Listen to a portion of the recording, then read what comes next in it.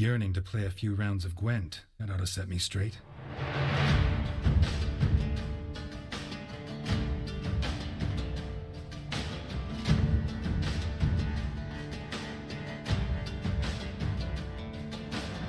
Welcome to Commander's Horn, episode 96, and Homecoming has arrived with a new core set of gameplay mechanics around deck building, rows, and leaders, new features such as achievements, the reward book, and the player profile, new Gwent-based RPG set in the Witcher world, Thronebreaker. It's the biggest week Gwent's ever had, and we're going to discuss it with the Commandos on this episode of Commander's Horn.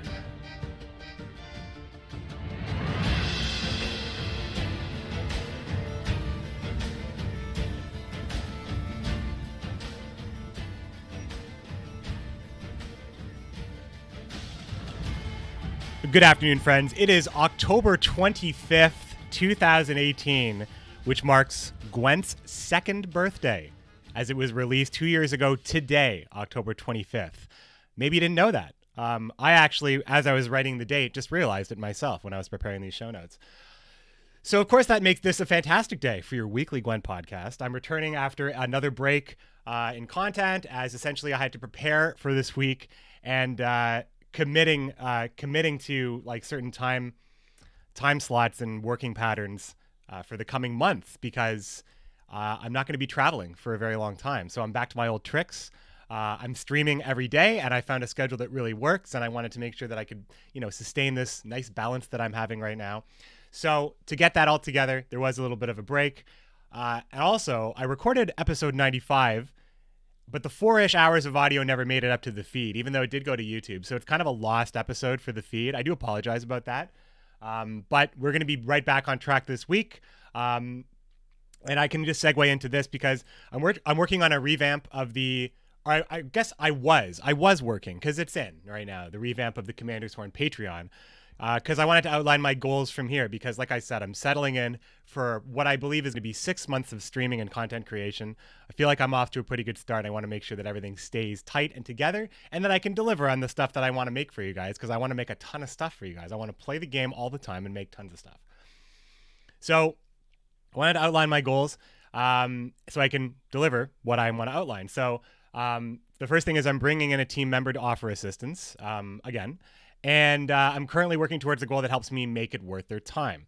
And for the Commandos on the Patreon side, I kind of juggled some things around, but it's going to be pretty good stuff for everybody. Bronze still gets Discord access, and of course, a couple of newsletters a month, as well as Silver. You can be part of the weekly hangouts, of which this podcast is one of those.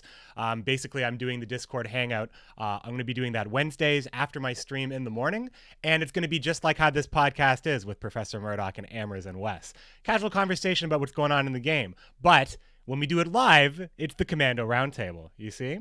So there is that, and of course some bonus deck guide videos lined up for the Silver patrons. And finally, since I'm supported by the Commandos, you guys know the fake ads I like to do. Wouldn't it be great if the people who are actually sponsoring me had a chance to give shout-outs as well? So at the gold level, we're going to be doing the podcast shout-outs, and we can work together on a good podcast shout-out.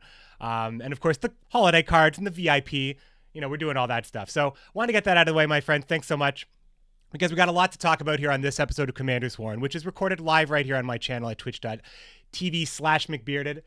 Plus, you can find this on YouTube as well when I upload it immediately after the cast. And Commander's Horn records on Thursdays, somewhere in between 3 p.m. Eastern Standard Time and 6 p.m. Eastern Standard Time, depending on the time zone of my guest, because I like to make it flexible and comfortable. And of course, like I said, I upload it right after, and it should be on the feed tonight, Thursday, October 5th. So I wanted to talk to you guys before I invite the guests in and we just start digging into this hearty conversation about Homecoming. But Gwent Homecoming is here. We've been waiting for this for 6 months. For those of us who started 2 years ago, it's been a really crazy journey, especially the people who have been really heavily involved in the community.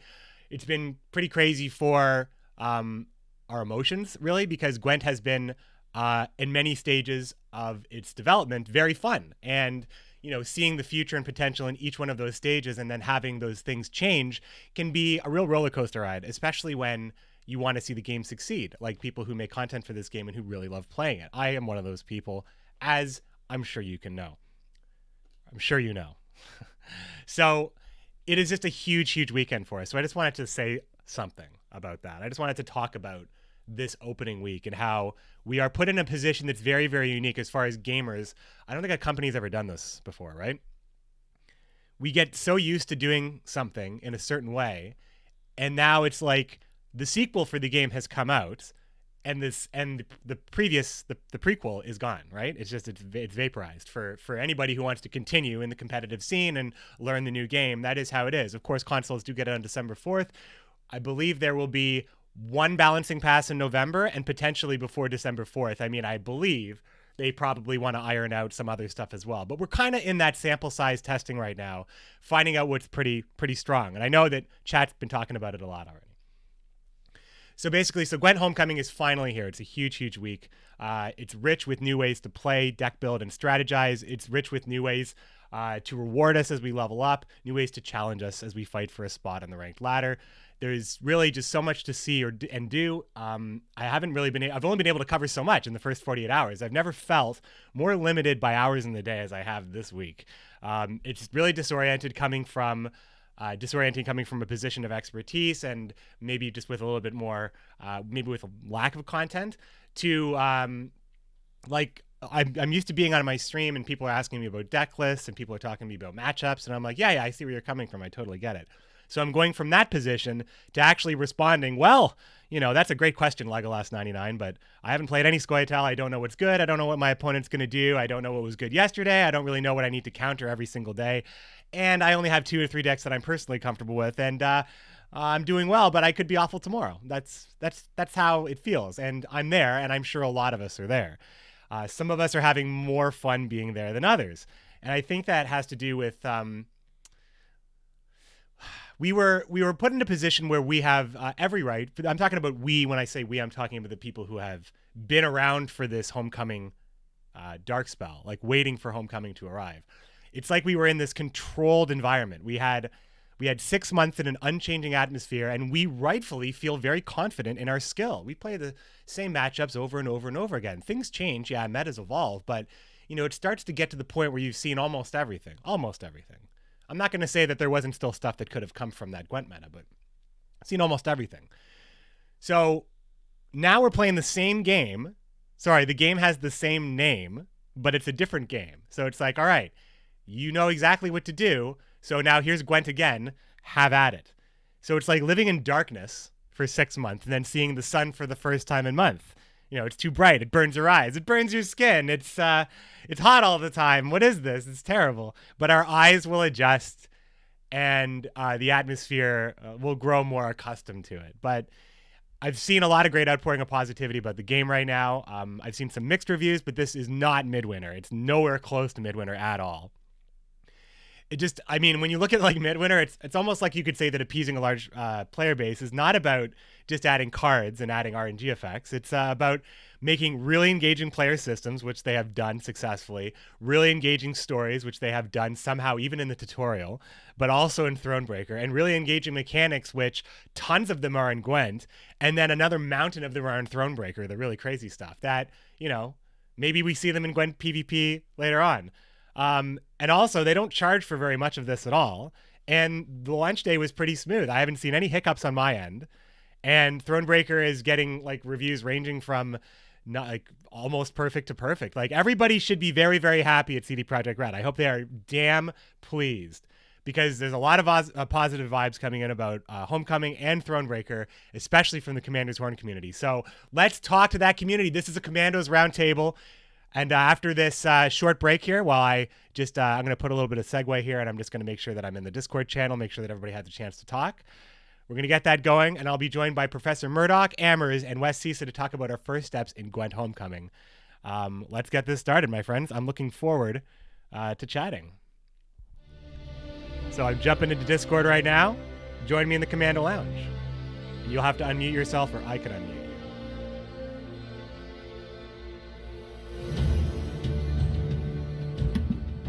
Hello. So Wes is checking out. It's no Murdoc's around. We could pull him. Oh in, yeah, I think for sure. Murdoc, ProfessorMurdoc, paging ProfessorMurdoc. There we go. That's good.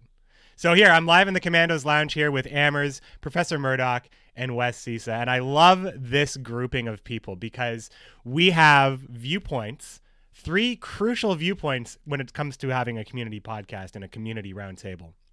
Because we have Professor Murdoch, who is transitioning from PlayStation 4 to PC, which means that he's going through the new player experience of not having anything.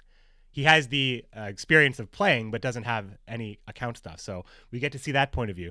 We also get Ammers, who grandmasters almost every season, if not every season. So she is coming from an experience, a point of view of expertise. And we have Wes, who I actually met, very great player at the time of meeting him. I know we were at the top of the ladder, but Wes has actually taken a break from the game and is now returning to the game. So I think that this is a fantastic viewpoint. So I just want to say, Ammers, Professor Murdoch, and Wes, thanks for joining us. Make sure that everybody can talk here. Now, Wes, I know you can talk, so I'll say hi to you first. Thanks for joining me. How's it going, man? Glad to be here. It's going great. I'm loving Homecoming. Yeah, I'm also loving Homecoming. It's a big hit with me. I did stream 3 games before we got this started, and though the game that I lost at the end was probably less exciting, but the games that I won were like red hot. They were so close. And I feel like there's a lot of moments like that in the game right now. Professor Murdoch, are you able to unmute, or perhaps maybe I am able to assist you, because I believe... Do I have you server muted? Is this the thing? Yes, there we go. All right, got it. I think I had automatic mutes because I wanted people to be able to come in, but not necessarily everybody be able to talk. So, Professor Murdoch, thanks for joining. How's the grind going, my friend? No, you should be. I can hear you. I can hear you typing. You're good. You can hear me. You're good. You can hear me now? Oh, great. Oh, great. It's working. All right. The grind. Thank you very much, McBeard, for having me on. The grind is, well, it is that. It is a grind at the beginning. It's weird. It's a weird feeling. And Ammers is also returning on the podcast. Everybody here has been on the podcast before, so there is there's a nice community, cozy, warm feel here. Ammers, I believe you should be able to speak. I didn't see your messages, but if it had to do, yes. There we go. Ammers, returning player. Sorry, not returning player. Returning on the podcast, head of the Lodge of Sorceresses. How is everything with you, Ammers? And how's the lodge doing over for the homecoming time? Good. Oh, Lodge is good. We're seeing an influx of people coming back who were taking a break. I myself have been taking a break for like the past 3 months or so, except to grab the Sorcerers of the Lodge title, of course. Yes. Of course, you got to get that one. But yeah, hey, how you guys doing? Yeah, everybody. Podcast yeah, I mean, this is great. I mean, just got home from work, ready to go. We're all good. I mean, I know we're all good for sure. So I wanted to talk about kind of the first thing I wanted to talk about, because I said kind of right before I jumped into Discord here, that there are so many ways we're being engaged right now in the deck builder, with the reward system coming over, being able to craft all the cards, having basically no limitations for some of us, but of course Professor Murdoch is the exception here. But I wanted to know, with all of these options available to us, Wes, I'll start off with you here. Wes, where did you start in Homecoming when you jumped in? If you even were able to do the whole collection, but I'm pretty sure you were able to do the whole collection. Where did you start with Homecoming? Well, I've been off all week. I took the week for vacation, and I've actually been basically stuck on Homecoming since it released. The very first thing I did was I was so overwhelmed coming back to this game that I watched streams for most of the day as I had the deck builder up on the next screen, just trying to get a feel of what was available to me and available to other players. I really didn't want to find myself in a situation where I was surprised to find out what Regis could do to my board, or something like that. So I mostly spent the first half a day studying, watching, and then dug almost right into competitive and ranked. because that's just how I do. Oh, you want to get those, you want to get that pro. Now we all get the pro ladder kind of experience. We get like to build up the MMR with the minimum wins and represent our favorite faction because our highest MMR is shown on the leaderboard. And there's just so much there's so much juicy stuff just for playing, like how we were already playing. And it's just so much more engaging in general, especially like being able to bring up those stats on stream is awesome in the first place. But I'm loving the competitive side of it right now. So Ammers, where did you start when you came back here to Homecoming? Well, the first thing I did was I put all of my reward points into all the leaders. So I unlocked all the leaders. And then I made a garbage Ethne deck. Okay. Because I love cosmetics in games. You probably don't know this about me, but I just anything that I really like the look of, I want to play. And the Ethne alternate skin with the red hair and the sunflowers is super pretty. So I was like, that's the deck I'm making. So I threw something together. I don't remember what it really was. I think I was trying to make some kind of scorched deck. Yeah. Or something like that. It's a very reasonable place to go with Ethna's ability. Right. And so I jumped straight onto the rank ladder, not realizing that it had auto-placed me at rank 0. I thought that because I haven't played for a few months at all, I was like rank 7, because it decays you every season. I thought it would place me at a lower spot on the ladder. I didn't realize I was jumping in at rank 0. I mean, Super JJ seemed to be startled by that as well, I think, and I think that he also took a fair break as well. So I'm not sure. And so I was startled that my first opponent was Tailbot and my second opponent was Admin. Whoa! And, so that was fun. I was like talking to Lodge. I was like, guys, help. That is a great introduction. I lost, obviously, but it's hey, I don't know. We're all noobs, right? Even Tailbot's a noob, right? I was like, this has got to be someone with Tailbot's name. This was a mistake. So I queued again, and I was like, Adsikov, are you effing serious? Like, for real? Yeah. Well, anyway. That's a great trial by fire story. I love that. You did talk about the reward book. Now I also unlocked all the leaders first, and then I kind of regretted it because for a lot of people that are returning with a good amount of scraps, like enough to craft every card premium, which was possible for many people came into my chat. If you were over like 440k scraps, you could get the whole collection premium. And then you're just filling out the standard cards from the kegs that you probably will have mountains of as well. So I felt like I could have afforded to craft those leaders and save myself like the 50 or so reward points that I invested into the book, because I didn't realize that the rewards would really start to trickle at that point. I thought there was going to be like reward drops, like you could get like just like randomly get like 5-point reward drops, because it seems like the book is dense enough and expansive enough that even if it was a little bit faster, maybe I'd be able to. It would take me a long time to do stuff. So now I'm just finally committing to a leader. I also filled out the entire Northern Realms tree, so I got that sweet insignia. So you get like the faction insignia from doing that. And then I also started with full test, but I feel like it's going to take me forever to finish full test now, and everybody else has skins. I didn't get any skins. I'm in the exact same spot. I didn't realize you could craft the premiums. I thought you had to get them through the reward trees, like in premium. Yeah, I mean, what I'll do is on the cast here, I'll show the reward book as we chat here. So that's, I mean, the reward book has learn from us. It's the cautionary tale, right? It's the cautionary tale. So I'm just going to jump into the reward book while I ask Professor Murdoc, now someone who is coming in with very few immediate rewards, although probably getting a bunch of achievements to start things off. Professor Murdoc, how has been your transition from PlayStation 4 to PC and having nothing? I mean, what did you have? Did you have nothing to start? Well, that's what I want to tell you is this. So no, actually, I didn't come in with nothing. I guess I'm not sure. Maybe I would have had nothing if I had started my GOG account after Gwent came out of beta. But because I started my GOG account on like October 13th, I got the starter decks, and I ground with those. I was grinding with those for like, a week or 10 days doing dailies and whatnot. So I wound up coming into the game with around 42,000 scraps, which I thought was incredibly generous, as well as 17 kegs, plus the new starter decks in the new game. So I had 42,000 scrap, and this was a total surprise to me. I didn't think I was going to have that many resources. Yeah, that's available. A lot.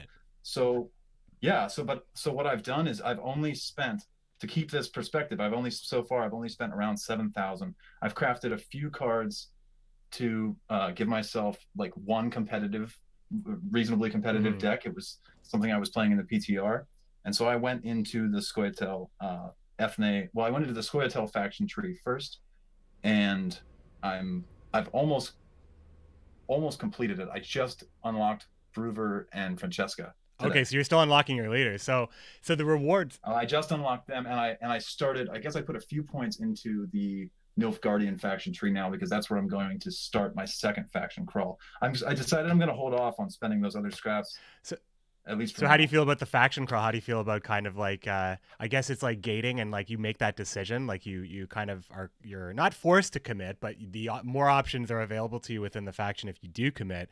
Do you feel like the reward points as you get started is fair to that? Do you think that it's important that like the amount of time that you're spending with the faction is it holding your interest, I guess? Like, do you want to bounce around and not have the ability, or do you think that it's okay? Do you mean to be quote unquote forced to play in one faction? Well, I mean, like when you go into a tree in the reward book, like let's say you go into Scoia'tael, it takes you a fair amount of reward points, not a lot, but 11, let's say, for each tree. I mean, Scoia'tael, actually, I have it the way I have it set up right now. So it takes 11 points for Scoia'tael, 12 points for Skellige, 12 for Nilfgaard, and 10 for monsters, and actually the most for Northern Realms, I think, because you have to go 1, 2, 3, 4, 5, 6, 7. 5, 6, 7. You have to go 7 for each of the Northern Realms leaders. They take the most to get started, which is why I figured I'd just complete the tree, because I already had invested so many points. So I mean, so that way I didn't count out the points. Yeah. So you have to like commit. So are you getting enough reward points, do you think, like at a good clip based on getting all those early achievements that gives you the options to seek out more leaders, or are you just kind of focused on Scoia'tael right now? Oh yes. I held off on crafting the leaders.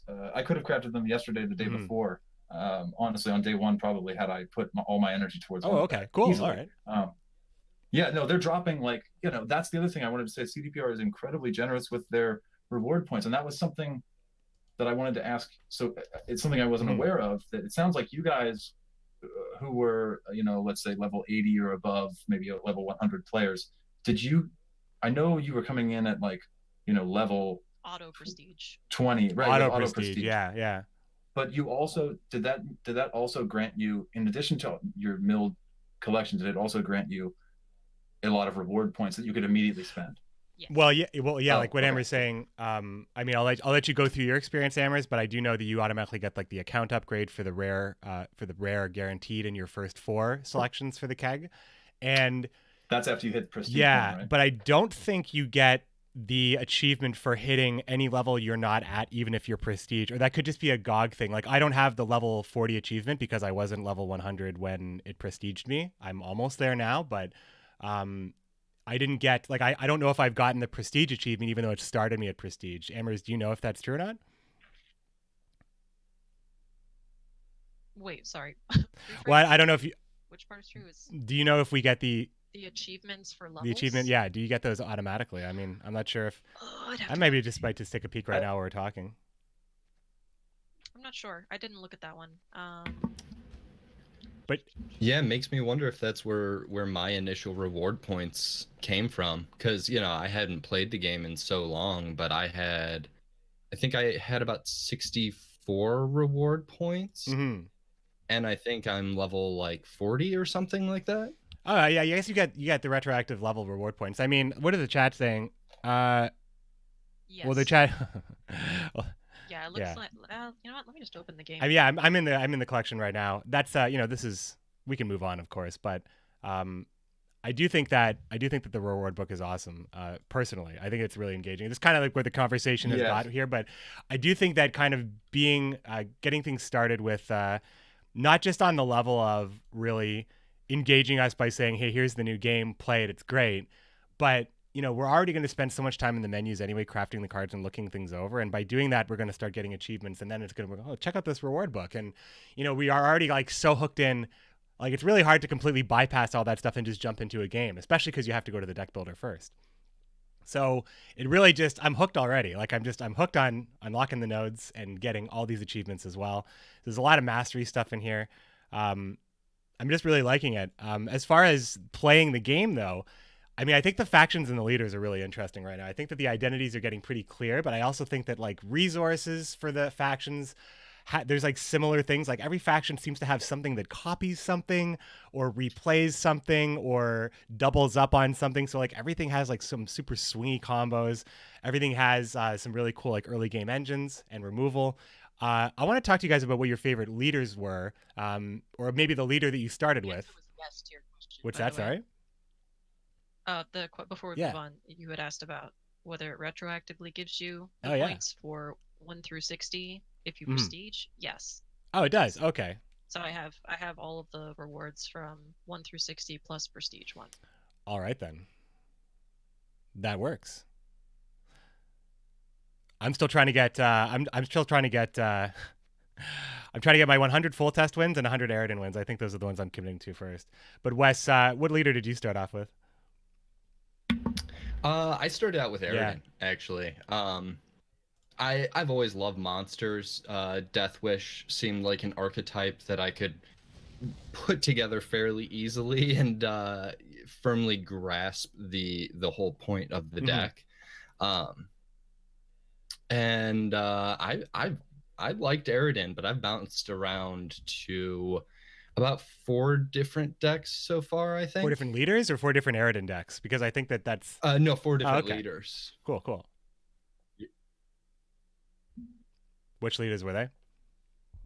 Oh, I went to Croc on Crate for a wounding deck, which was you can get so much mileage out of that leader, depending on if you've got the right setup in place. One ping can be 3-4 points for you, and being able to do that on an infinite cooldown too was just it seemed ridiculous. Yeah. And then right now I played someone else too, but it was very briefly. And then right now I just switched from Amir to Voorhees. He's pretty good. Morvan's pretty good. He is, and I'm going a little off topic here about leaders, but I found this really interesting is that I switched to Morvan because he had 1 extra mulligan and nothing to do with his ability. Wow, okay. And when I was making that switch, I was like, is this what CDPR intended? Like, I feel like they would want you to choose by ability and have mulligan be kind of a side effect of choosing that ability that you want. But in the deck that I was playing, only having 2 mulligans when I didn't get the extra was just so hampering that I actually just switched leaders just for 1 extra mulligan, which I thought was interesting. I think they made mulligans more important in general just because of kind of the game flow. And also they took away a lot of mulligans, but they gave us more draws. So it's kind of the trade-off. And I think that it's fine that mulligans are used to make a leader more enticing because they made Usurper very unenticing by giving him 0 mulligans. 1 if he goes first, which is pretty wild, I think, actually.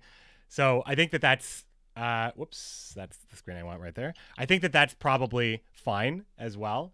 And I think, the switching of strength of mulligans, it just goes up when you have more of them. And it goes up a lot when you don't have something like 5 mulligans a game guaranteed, plus, every round you get a mulligan back and stuff like that. So, I mean, that's pretty good, I think. Ammers, what about you? Which leaders did you gravitate towards and where did you start in your reward tree? As I mentioned before, I was Ethnic. Right, I went straight for that awesome redhead sunflower skin. Love it. And then I got the Lyrian board to go with it because it has sunflowers on it. So I'm made together, right? Super themed. Anyway, I haven't decided what I want to focus on next. I'm kind of waiting for the meta to solidify a little bit before I commit any reward points in any particular direction on the tree for like related cosmetics. But in terms of leaders, I'm super interested in getting Herald working again. My best deck used to be Axeman, and it doesn't feel quite the same anymore. And I'm garbage at deck building, so I'm really hoping that somebody makes a really good list fast that I can try. Because I'm pretty good at piloting other people's decks, but I'm really bad at building my own. Hey, I mean that's you come by that So honestly. sue No, me. that's good. I mean there's a lot of people that are like that, or at least to some degree better at playing than they are at deck building. And that's why there's a lot of people that It's just so you're coming from someone who is a creator of a Discord that is about helping people, and of course a lot of times when you help people, you teach them how to play very strong decks, and that there's value in that because a game that's able to be taught makes teams more important. So I think that's that's totally fine. Some people are just better than others. I know a lot of people that are great deck builders and they struggle sometimes under pressure when it comes to playing. But yeah, you can take a good idea, and if it's pilotable, somebody will be able to refine that, and I love that. And also another comment. Yeah, I want my Axeman back really bad. Right. I also want to play Princess Ada. Yeah, Ada seems like she'd just be a good controller Just 'cause leader, right? She looks awesome. Haven't seen her in game yet. Not since we went live either. So no one's been playing against her. There's a lot I haven't seen yet. I haven't seen a single unseen Elder yet. I haven't seen. Elder's good. I've seen a lot of Elder actually. I haven't even seen Usurper in my games. I've played against. But then I've just been playing casual. I've played against about 3 Usurpers, I think, and definitely I'm seeing a lot of Morvran, Ethna, and no Henselt, no Ada. Very few Emirs, but Emir's I like his pickup and replay ability because that's like a premium ability now. Like Whispering Hillock is such a great card. It's kind of like an organic consume replay. Reinforcement or Karen Theory is kind of like doubling up. Reinforcement's like copying. So like giving copy back is one of my favorite things personally. And also speaking of buying cosmetics and stuff, first of all, people know we know what gamers want. We're all pretty down with the skins, even though they are just color swaps at the moment. But I do like how with the hair color changes, it's so appealing because Bran's skin is like brown hair, brown beard Bran, as opposed to like the gray hair that he has. So it's like hair dye Bran. It's like midlife crisis Bran. I love that. And can we talk about Demoven just holding grapes? Oh, he's just holding grapes. How about Morvran looking like he's sucking his thumb when he's on your side of the board? Just holding the grapes. Hello, I know. Would you like some grapes?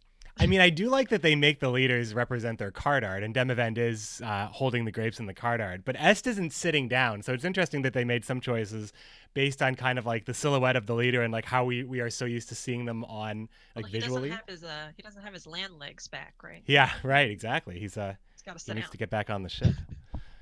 It's an ad for brand gel, Wes, that's a good. I have that in the chat there, snapshotted in my mind. Professor Murdoch, what about you now? Being slightly more restricted, I know you said that you were working on Scoia'tael. So what was it about Scoia'tael that made you go there first, as far as starting off and exploring that faction? Well, mainly it was familiarity.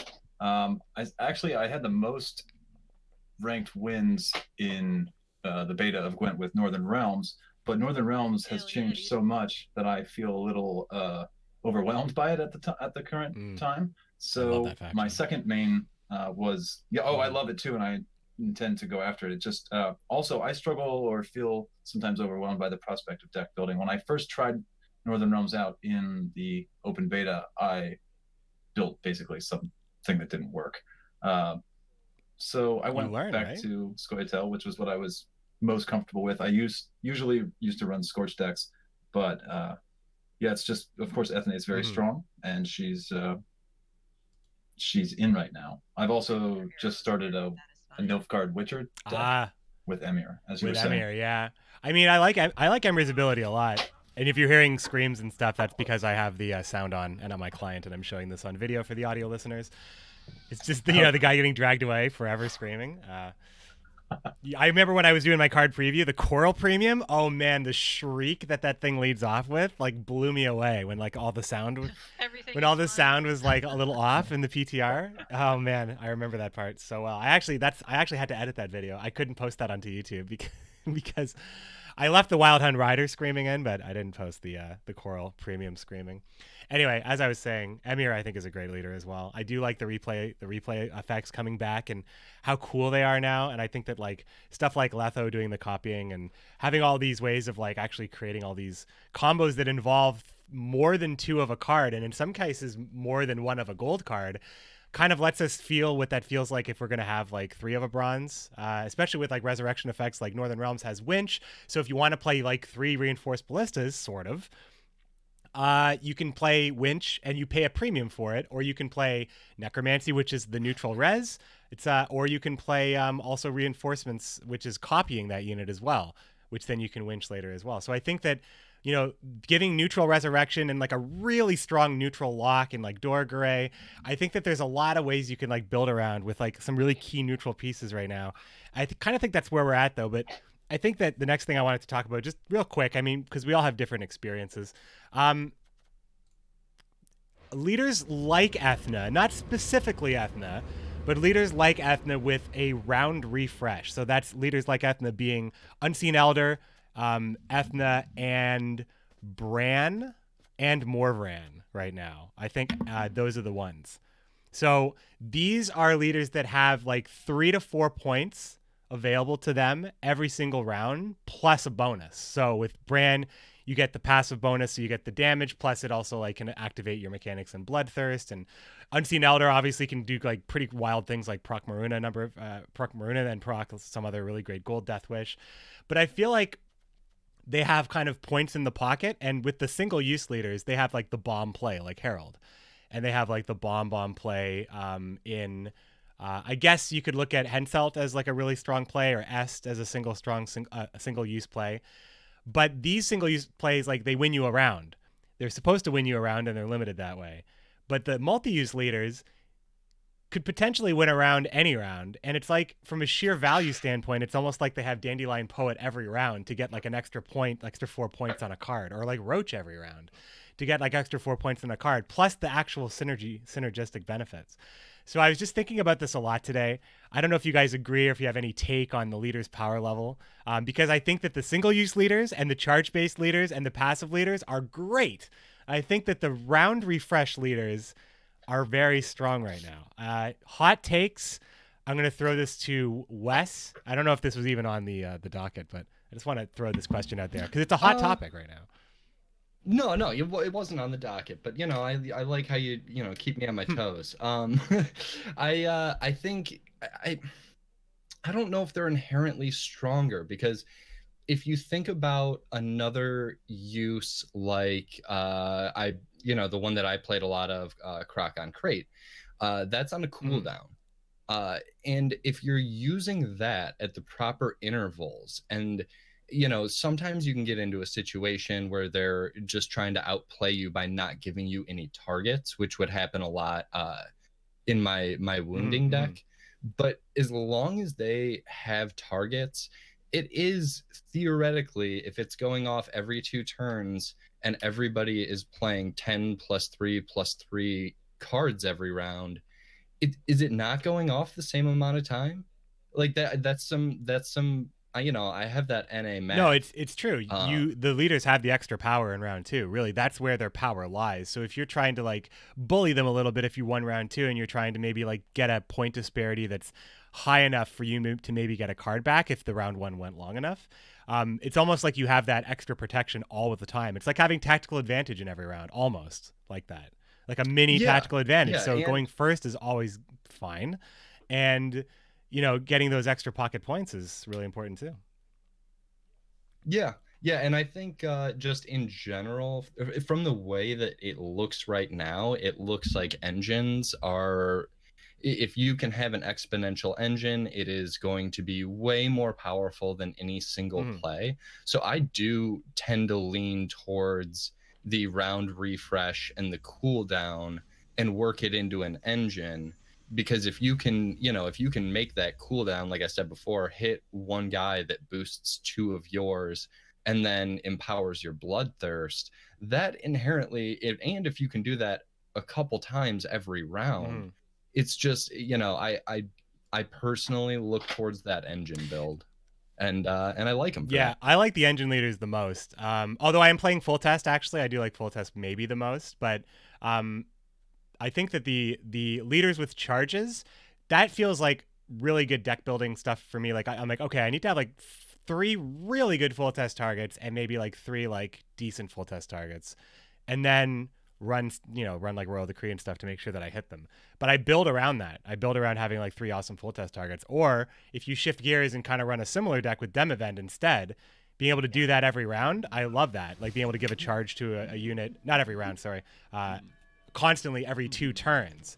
So the long round is always good for the engine leaders. The short round is always good for the single use leaders. But the every round leaders, it's like all the rounds are good, right? That's kind of like what it's like. Ammers, I don't know. Do you agree with that, or do you have a different take on the leaders? I just like the word zeal. Yeah, zeal's awesome. Zeal's a great effect. Zeal's cool. I love the listening to like the different words that different game companies come up with for synonymous mechanics. Good point. Zeal, charge, haste, charge, Rush. go. Yeah. Anyway, the leaders, the strength of the leaders, of the ones that are once a game versus ones you can use multiple times. I've mostly been playing, like I said, Ethne. So is it Ethne? Well, I mean, there's a lot of schools of thought. You could even say it's Anya based on how it's traditionally pronounced, I think, in Irish. But I think that the game and the way the like Brienne says for Ethne when you play her. So I say Ethne, even though I know that it's a... For Ethne, yeah. Anyway, because I play her and she is one of those ones that's considered strong, I don't really notice. It feels at the same power level as the other decks that I'm facing. The leader ability does. So I think I'll probably notice a difference once I start trying some of the others. I've only played a little bit because I've been playing a lot of Thronebreaker, so I haven't played a lot of the multiplayer yet. I'll probably have some more feedback on that later. I'm not sure. I also want to... People are still figuring things out. It's very early. It's true. We're all noobs, right? That's I was watching a little bit of Locken's stream the other day, and he's just like, we're all noobs and we just have to like deal with that, and it's okay. I also just want to point out on the screen right now that since the borders are so small, now the Ethne art, it looks like the girl that she's like waving her hand over is like she's like has no legs and she's like a floating torso, or it looks like that she's kind of swept up in the mists. Maybe that's a better way to look at it. It's not that funny. I don't know why I said anything. Anyway, Professor Murdoc, about the leaders, what have you seen out there? Because I feel like, and I'm not really sure about this as far as like ranked is concerned, we're getting matched up always around our skill level, and the actual rank number that we're going through is just kind of like a win streak modifier and a lose streak modifier, but otherwise rank doesn't change. So I feel like we should be seeing... Well, you have a new account, though, so what you're seeing is probably a little different. What are you seeing out there, Professor Murdoc? On the ladder? Well, I'm seeing a lot of... I'm also playing Ethne, but I'm seeing a lot of Ethne, and I started seeing today more full test in Northern Realms in general. Let's see. Are you tracking your stats as well? I've seen some Woodland Spirit and some Unseen Elven. Yes, Woodland Spirit has some pretty cool combos. Ocean Mud playing Woodland Spirit. I just played that was my last match, was against the Woodland Spirit. But to answer your question about the power levels, again, I think Ammers is right. It's a little early to tell, and I don't have enough experience with playing these others, or really even playing against them in enough matches to give my final opinion. But I was thinking, when I was deciding whether I would unlock Groover or not, I was trying to evaluate what his value was compared to Ethne's, and I looked at it and I thought, okay, if he has 3 charges that does it essentially 2 value, he's worth 6 in a given round, in whatever round he's used, right? He's worth 6. Ethne is worth a total of 9 spread over 3 rounds, which requires that you play into round 3 or into round 2. So yeah, it feels bad if you don't get to play round 2 with her. If you don't play into it, I play Phoenix, so I always want to play into it anyway. Otherwise, Phoenix doesn't go off. So, or the Phoenix hatchling doesn't resurrect, it won't go. The carryover won't be there later. So, I felt on that initial evaluation that it seems close to fair. She might be a little overtuned, and time will tell. Yeah, didn't she used to have 4 damage per round? She did. She did on the PTR. So I think like that's the thing though. Like on paper, it does sound fair, but in application, it's very difficult. I think that the thing that Ethna does really well is if she has any, like, her round reach is already like at 3, right? So she has 3 in her pocket, which means she can destroy any engine at a 3 threshold and develop her board at the same time. And if she puts anything else like a spear on the board, and I know that artifacts are kind of already seeing a turn, I think, because I saw like no artifacts today, and I saw a lot of Sihil on day 1, but and that could just be me. But as soon as she's able to increase her reach with like even just a spear or another ping on the board, like maybe an Elven Swordmaster, now her threshold in her pocket is always, now it's 4, now it's 5. And, you know, there's additional application with leveling things off with Scorch, and there's also the extra good matchup against stuff like Erica's Queen. So I think that it's the application of being able to have that extra reach that you aren't risking using early because you know you're going to get it back every round. And I think it's, like I said, on paper, it did seem fine. But we didn't really know like how long the rounds were going to go. And some leaders do care about long rounds, and they will go into round 2. And that's hard to do that with Ethna. And some leaders are just fine just taking you right into round 3. Like I'm playing full test that benefits in long round, like most full test decks have in the past have as well. So going into a long round 3 has kind of always been in my interests, and I would do that anyway. But I still have to really decide. It's a risk. Every time I play one of my charges for full test, I'm making that risk. I'm like calculating what I can do with my last 2 charges and how that's going to help me win the game, because the more charges I can conserve from a charge-based leader is the more reach I have in round 3, which is obviously the deciding round in any game of Gwent. So the every round refresh leaders that have the ways of actually controlling the board while you set up, I think Bran feels fair because he doesn't really control his board that much. His reach starts at 1 and it's random. And if he has anything that's synergizing with discard, then he's already spent turns to build it up. So he hasn't been blowing your board away. Whereas I feel like Morvran is also like protecting, and that's just more like a value proposition. But I think that Ethna being able to remove, and Elder as well, but Elder has less mulligans, so he's just inherently probably less strong. But I think Ethna with her Scorch application and her Regis application is the standout. And I don't know how I would change her outside of maybe just giving her 5 charges for the whole game or something like that. But I don't know if every round refresh leaders are inherently not good. I just think that Ethna's effect shouldn't be one, personally. Removal. So that's kind of just my ultimate opinion on Ethna, and my ultimate opinion on leaders, because I just really want to talk about leaders because I think it's one of the most impressively different things about the game that has been introduced. Even though artifacts are really crazy and orders are really crazy as well, and like obviously everything changing is really crazy, and we could talk about all that forever. Talking about the leaders, I think, is kind of a good kind of top-down view on deck building, because a lot of people are looking for decks right now. Boy, as a streamer and somebody who makes YouTube videos, a lot of the comments are just, I need to find decks. Where are those decks? Show me those decks. What have you guys been doing for deck building stuff outside of there's news. We should talk about this. Gwent DB isn't continuing into Homecoming. So that's like a major source. So how did you guys feel about that? Wes, how do you feel about Gwent DB taking a back seat in Homecoming for now? And what are you doing for decks? I think it's really unfortunate. I haven't spent the time to look into actually what happened or what they needed. That's fine. That caused them to not be able to continue with Homecoming. I think it's a huge shame, and I know I've seen at least one option for what people suggest can take its place. And I hope that whatever does is successful and as easy to use and read as Gwent DB was. But I have been using Twitter and streamers. Yeah.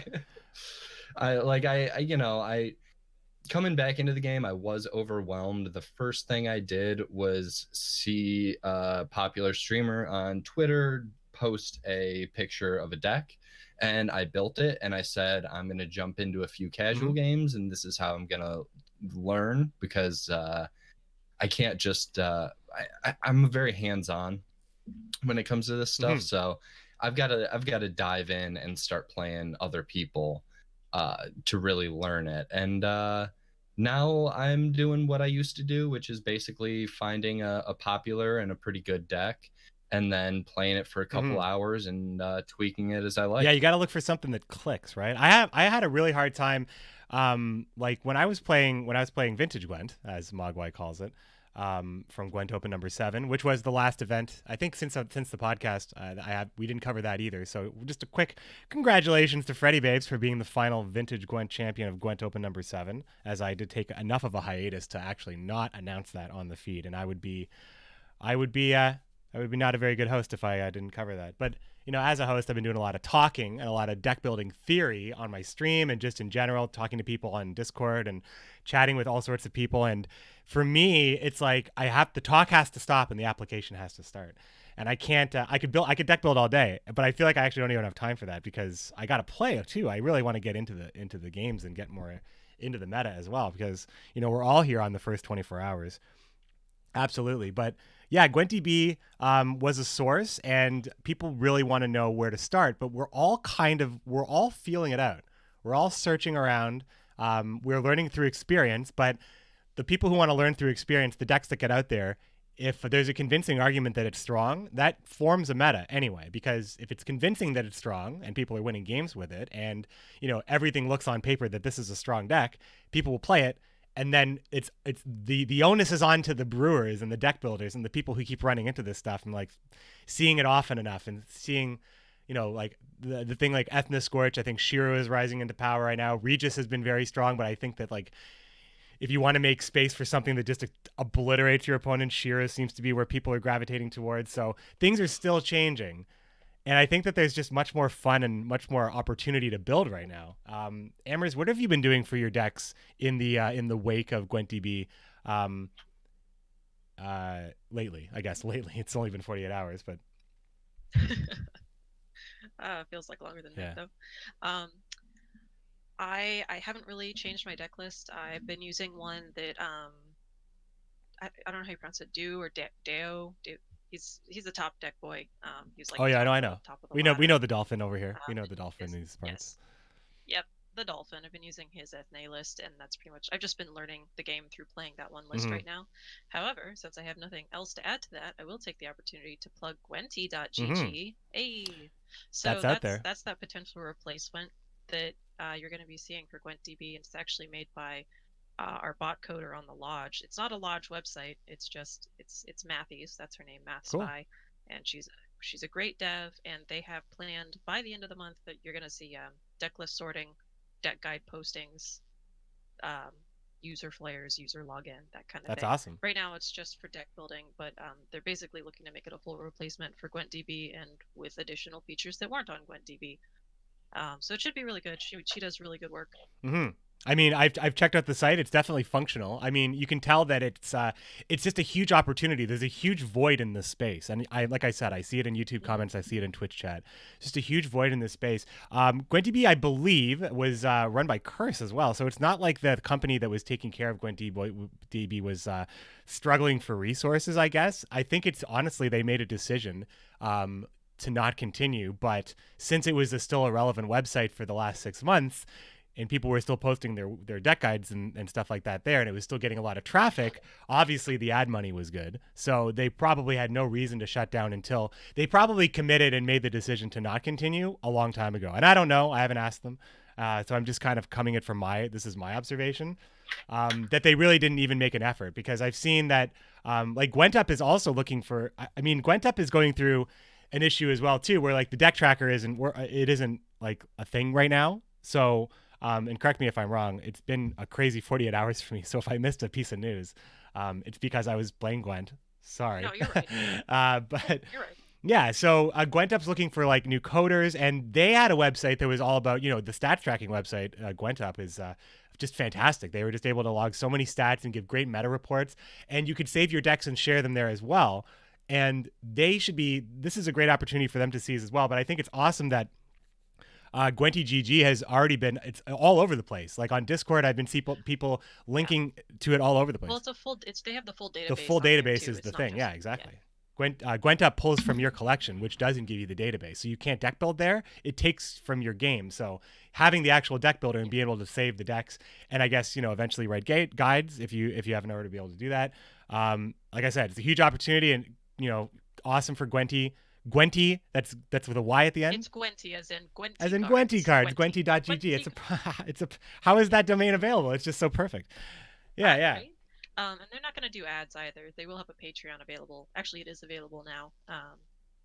They're not going to do ads. Hey, I mean, there's a lot of people looking for deck lists right now. So, I mean, if you're looking for, if it's important to you, and you're, people are, we've been seeing the hunger, we've been seeing the thirst. If you really want to, if you need a meal, maybe it's not so bad just to throw some money, some people away who are putting a lot of work into making something that everybody wants to see. Lots of people want to see. So I fully endorse that. And this is an ad. This is not a sponsorship. I have no, I want to actually, I need to see more about Gwent GG because, like I said, I've been playing Gwent. I haven't even really been using the site, but I have looked at it and it is functional. So, I hope they get the card art. It has a placeholder yeah. logo. Matthew just scribbled some cursive and was like Gwenty. That it speaks volumes to the opportunity, right? It speaks volumes to how urgent it is. It's just it really all we need is something that works. Gwenty scribbled in magic marker, taking picture, scribble it on a piece of paper, and take a picture of it and upload it. Has a half-eaten piece of toast in it. No, that's not what it looks like. But it's just the urgency of it. I love it. Professor Murdoc, now you have the starter decks and you have limited resources, so deck building for you is a bit more critical. How have you been addressing the deck building situation? How am I addressing it? So for the first 24 hours, I just I looked at all the starter decks and I thought, well, these aren't going to get me very far. So right off the bat, I'll say I did craft a few cards and I built myself one competitive, what I felt was a competitive deck, not net decks, but it was from something that I had been toying around with in the PTR. So I've been continuing to modify that every day since then.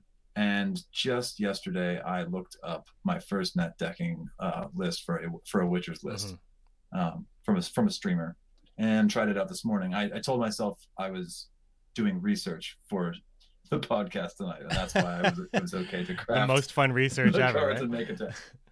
The most fun research ever. Yeah, twist my arm. Sure, I'll craft these cards. The most fun research ever. Yeah.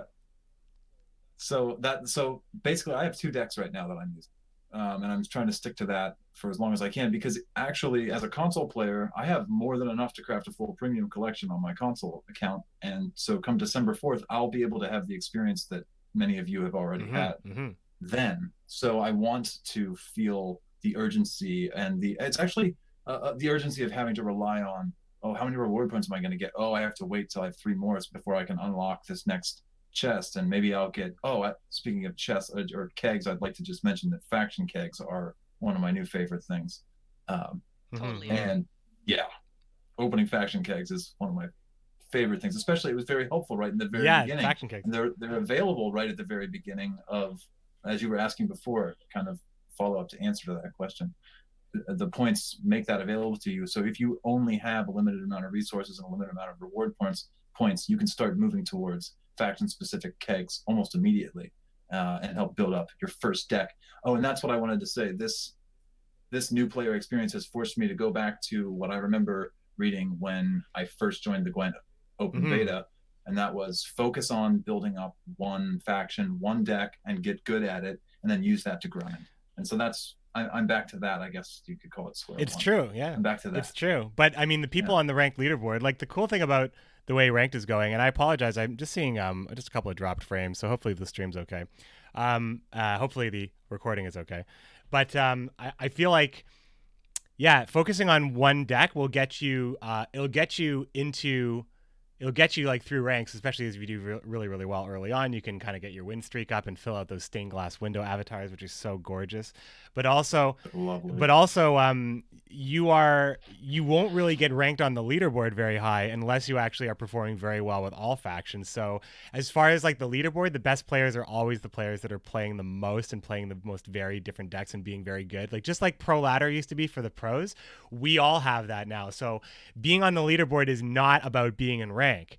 The rank is all about getting into Pro Ladder if you want to compete, and if you play really well over a long period of time, you will get there eventually. But the leaderboard is just about MMR, which is not based on your rank. So it's they separated the two, and they've somehow made it engaging on both ends, because you don't have to be rank 1 or rank 0 to be at the top of the leaderboard, and you get all the rewards as well. You don't have to split your time between the two ladders. Can I get a hallelujah for that one? That's just awesome because when I had Pro Ladder, first of all, I barely played Pro Ladder when I had it. And then when I dropped out of it from not playing, I'm like, I wanted all the rewards anyway. Like you, Ammers, I like the cosmetics. I wanna grind for those things. That's where I want to spend my time. And now with the reward system and the way the ranked ladder works, you just can do it all anyway and just play your good decks and do great and play varied decks and get rewarded for that. And we haven't even seen the reward book tree for the ranked season. I don't even know what's going to be there. Anybody who wants to react to that, I mean, wow, I didn't even know that was a thing that we don't have yet. You mean the season of Mahakam? Yeah. That's how we're going to get our borders. Okay. That's how we're going to get maybe our titles. So yeah. Oh, so that's just for this season, and there'll be a new one on that reward book every season? I mean, even if that's the season, I mean, didn't we have Mahakam already this year? I know I have that. Yeah, is this the Mahakam Ale Fest? Is it a seasonal event? Or is this the Mahakam? This is the season of Mahakam again, right? Man. Yeah, what if they add in the Ale Fest and stuff? Like, oh my God, I feel. So what if this is just a monthly thing? What if they every season they have a new? Yeah, that's what they're gonna do. That's exactly what they're gonna do. Yeah. Oh my gosh. That's so I mean, cool. I'm pretty sure that's what's happening. We haven't hit the grayed out thing yet. I'm just gonna just switch over to Gwent again just to show what we're talking about for the visual. Yeah, I watched the dev streams and once or twice, and I think I watched one with you as well. But yeah, some of this stuff, of course, it's so much to digest. We're all overwhelmed, and you forget some stuff like that. So these are wonderful tidbits to be reminded of and find out and discover. Yeah, so you see that the reward for purchasing all nodes in the season tree is the Zoltan avatar, which a lot of people still probably have. A lot of people might not have it, and it's the Mahakam kind of the stony gemmed axe border that was also whatever season they gave away the Dagon avatar earlier, whatever year that was or whatever month that was the same month, and it's actually one of the borders that I have like my biggest one on as well. So I will definitely, but I don't have the biggest one, so it'll be like the first one that I will complete because I have every other one I guess too. So I'm looking forward to actually like going in and. Oh my God, there's a dog avatar. Yeah. Oh, that's another little piece. That's an Easter egg. I think everybody has it. Everybody has it too. Yeah. What dog? Does anyone know who it's it a is? CD Projekt. It's a CD Projekt Reg dog. It's a studio dog, I believe, and I don't know a lot of the lore behind it, but everybody got it. Really? Yeah, it was sneaky. It was sneaky ninja added to everybody's profile. And I'm going to show it on stream right now. I need to know that dog's name. Yeah, you know what? I hope there's a lot of stuff that's interesting about the profile. First of all, they gave you here. Let's see the trinkets here, right? So you go to your avatars. Apparently, if you have a card equipped as your favorite that no longer exists, you get to keep it as your favorite if you don't change it. That no longer exists. So like, there's some cards that that didn't get ported. Yeah, over right. from Like Gwent like Raging Berserker and version. Yeah. So if you have one of those equipped as your like favorite card on your profile, it stays there. For instance, if I had Shani equipped, it would still be there. That's some cool. And here's a mystery for you guys to solve, because I've only been in my chat for this stuff. So I have an achievement on my profile, and I'm showing it on screen right now. So the first premium I crafted was Commander's Horn, and I put Commander's Horn in my profile. And the achievement that I have is a 0-score achievement that I got on day 1 called Commander's Horn with no text. What is it? Does this mean that you can put an achievement based on your showcase card? Or did it remember that I crafted it? It's part of the mastery set, I think. What if they just gifted you? I mean, I don't know that. Like, I'm scared to remove it because I don't see it in my list either. What is it? I can test something for us. I could try. It's not on my list. Crafting the card. I mean, let's see if I get it. It's just I don't know. Have you not crafted it? I think they gave you an Easter egg. If this is an Easter egg for me for Commander's Horn podcast, then thank you guys. This is really cool. That means that I have an achievement that I can put on my profile that nobody else would have. If nobody else has this, tweet at us at Commander's Horn. Tweet at me at McBeardCH. Let us know. I'm just using the search bar on all to search. It's just called. What's the actual name? Commander's Horn. Does it just say Commander's Yes, Horn? you won't find it. No, it doesn't exist. It doesn't exist, right? It doesn't exist, right? Now, the NR avatar I got, now I can explain that, though. I did fill out the full tree for Northern Realms, so that's how you get that. You fill out the full faction tree, and then you get the avatar. So I'm rocking my... This is the last thing we can talk about Thronebreaker. We've all played a little bit of it? Yes, no? Yeah? Yeah, a little bit. I have not played any Thronebreaker yet. Oh, I've played about 15 hours. All right, Wes, how do you feel about talking about like early like first hour stuff? Early. So Oh, Okay. go for it. Because we should probably talk about how awesome this game is, I think. And Wes, you're probably gonna play it, I'm sure. But it's really something. So I got the new one of the first things you find like treasure wise, and this isn't a spoiler because you can already see it on my screen. Is the now I just blocked it. It's the Lyrian kind of Queen Meve armor border, which is so awesome with the Northern Realms insignia. So I actually don't regret filling out this tree.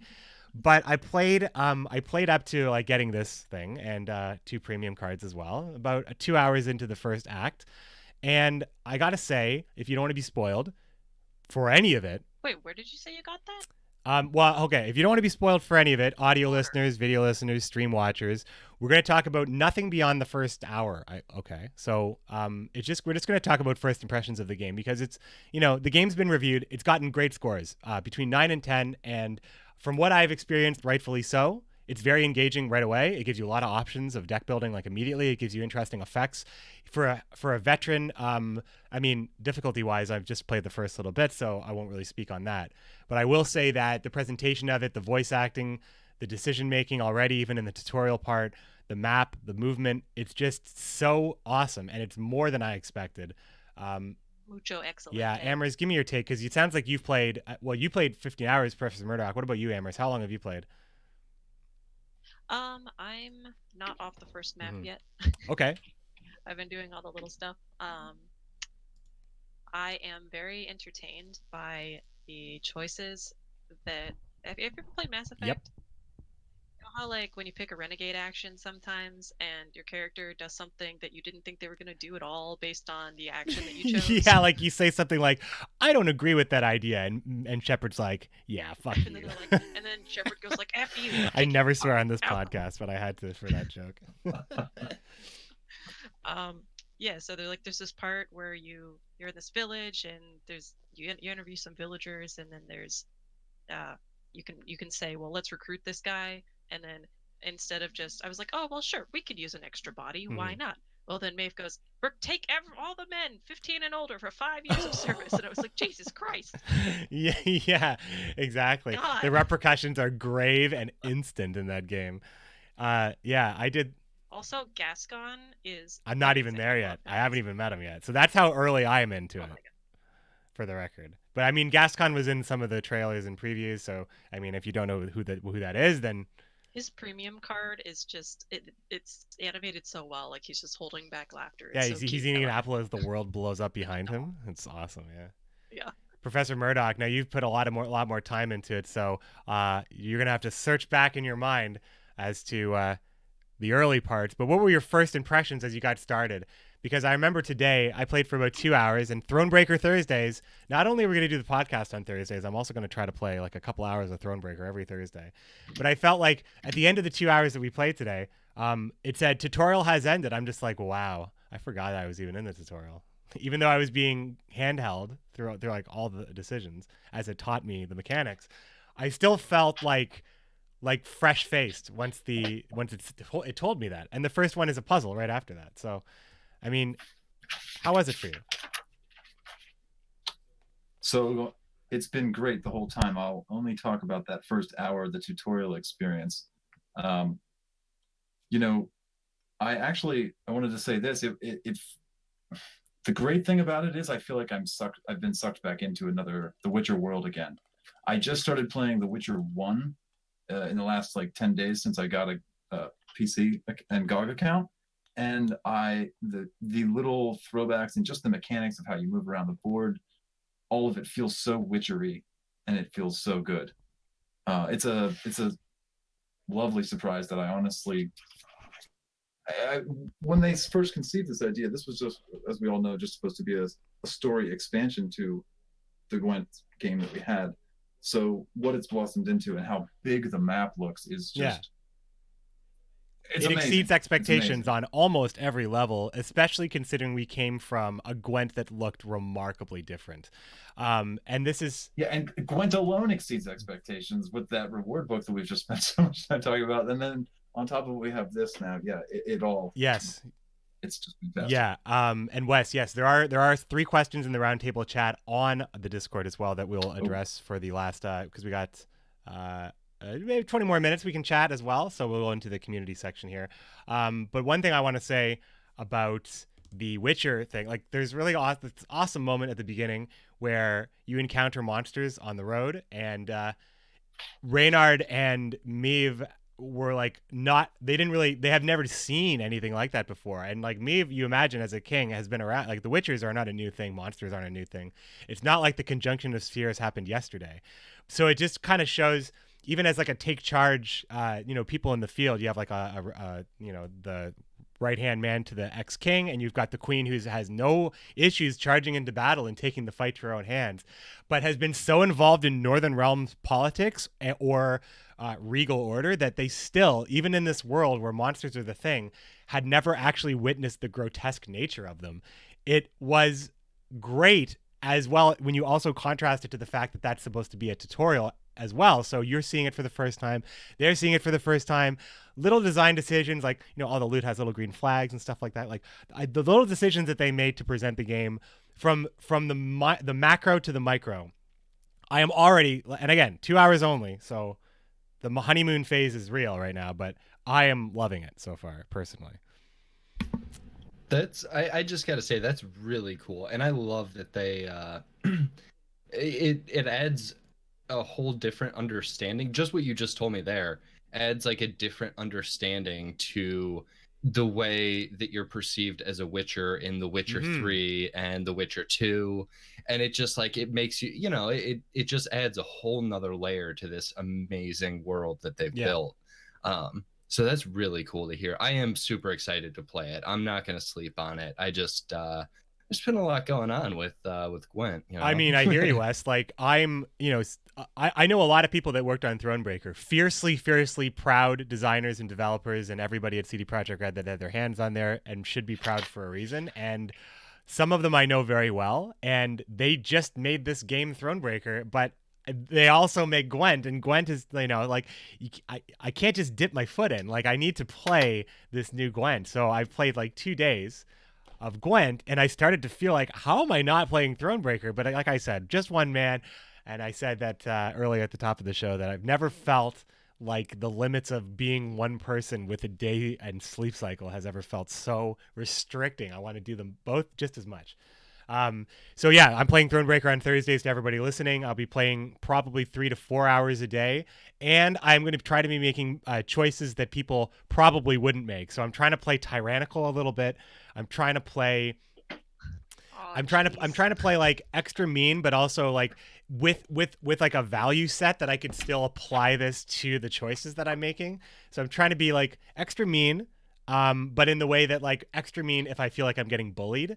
But I also making decisions if I feel like it's increasing the difficulty of the game, because sometimes that's just more interesting anyway. And I also don't want to miss out on items, and some decisions apparently can cost you like items like premium cards in Gwent and stuff, and borders and stuff, and that scares me. So if I see an item, I'll probably make that choice. But otherwise, the decisions that I'm living with I'm going to make them like gruesome. They're going to be gruesome anyway, so I'm just going to really lean into it. And I hope you guys check me out on Thursdays on stream for now. And if it just gets too good, like I can't believe I'm waiting until Thursday. It seems ridiculous.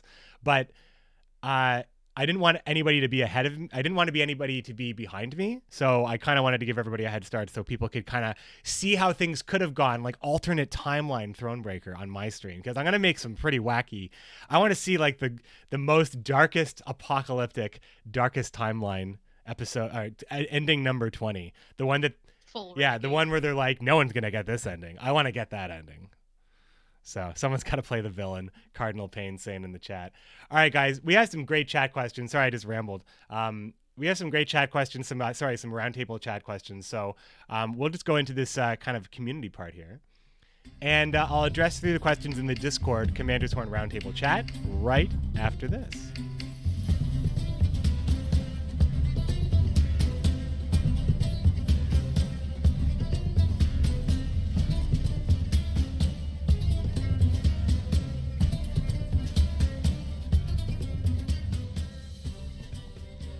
Thank you so much to the Commandos who support the show on patreon.com/CommandersHorn. We appreciate that very much, especially considering that, we actually get a chance to chat at times as well on the show. Also, thanks to one of our newest commandos, Lucas N, as well. So thanks very much for that. And to everybody who's coming back into Gwent and, getting involved in the podcast and coming back, thanks so much as well. You know who you are. And as well, I would like to address some questions in the CH Roundtable chat. Let's start off with Delta65, who is, a mod on the channel, of course. We all know Delta. I just released a deck guide that I basically worked with his original blueprint of Northern Realms right now, full test. It says, what is the biggest balance offender in your opinion right now? So that question is going to go out to the chat, but I'll swing it around the table as well. So Wes, Ammers, Professor, in that order. What do you guys think, just your gut reaction? What do you think is the biggest balance offender and why? Ooh, you gotta hit me with it first. I want to say Sihil. Okay. But I don't honestly believe that is gonna last.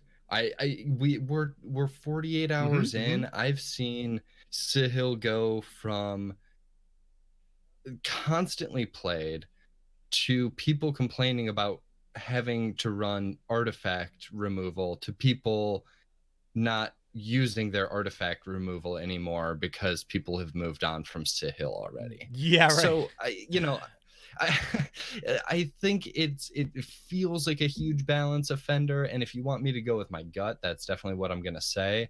But I honestly don't think that's gonna be how I feel in another 48 hours. That's cool. I mean, that's being very self-aware of the state that we're in, Wes. But at the same time, I think that you make a really good point. Like, the initial impressions, like people talked about Sihil on the PTR as well. So Sihil had like this reputation, and the provision cost for Sihil is quite high. And if you want to run Caretaker as well, that's a huge commitment. If I have 2 artifact removals and you're really leaning into it at that point. So while, I mean, I've lost, a game or 2 to it, but I haven't seen it all that often. I have seen it a fair amount, but there's a lot of stuff out there that I feel like is I think that, there's other artifacts that are really good too. So I think that artifact removal will pay off, especially with a low provision cost. But a lot of people are you see it on Reddit. One of the top posts right now is the meme was starter pack, and it was just a picture of spears and Sihil. Like, people know that Ethna is strong. People know that Ethna is really good with Sihil. Like, it's just that's the idea that's going around. So I love that you said that, Wes, because it reflects the first impression gut reaction of the community, but also the intelligent approach that things might change as well. Ammers, what do you think about balance offensive stuff? I agree that I kind of blurted out Sihil when you said that. Yeah, like Sihil. Yeah. Sihil. Well, it's so snowbally, and I think it's like Imlerith Sabbath, in that either you have an answer for it or you don't, and if you don't, then you just lose. Because like the minimum, assuming that you have your opponent, if you're playing against someone and they have a unit that's targetable on the board every turn for 10 turns, minimum it can do is 10 damage, assuming it doesn't kill anything. If it kills anything, well, now you've just doubled. Yeah. And so if you can force someone into a long round against you with Sihil on the board and they can't kill it, oh my god, it's out of control. I think it needs capped at 4 or 5, to be honest. Well, I think if it's at 4 or 5, you've lost anyway. I think like that's already too far. Like at that point, if you have a ping of 5, it's like Imlerith Sabbath of old, but at the same time, doing 3 damage per turn with it is still bonkers. But yeah, and what you're talking about is kind of the binary stuff that we really were scared of in old Gwent, like Imlerith Sabbath. Like, you don't have the answer, you're gonna lose, kind of thing. But test these things. What's that? If only there were a place to test. Okay, well, I'm not what I'm gonna get to is that I don't agree that it's the same thing, but it feels like the same thing if you don't have the answer. What I think is, with the world of the usefulness of artifacts in general, you are more likely to find something to remove with your artifact removal. Plus, you can play things like the Frenzied Dow or the Bomb Heaver, which, most factions have better artifact removal, but Northern Realms does not, in my opinion, have better artifact removal than Bomb Heaver. In the situation where, when tech cards that everybody's running sometimes have very low value. If you're getting 4 value out of your quote unquote brick, where 7 points and 8 points is a very good turn, it's not like playing, Mandrake was always 6 at the lowest value. And that sucked, playing Mandrake for 6 when you didn't have anything to like vaporize or a lot of value to get from it. But I feel like running removal for Sihil doesn't feel that bad as opposed to running Mandrake for Imlerith Sabbath, whereas it'll be strongest in metas where artifacts aren't common. Yeah, because Sihil will be the most common, but it'll also be the most expensive.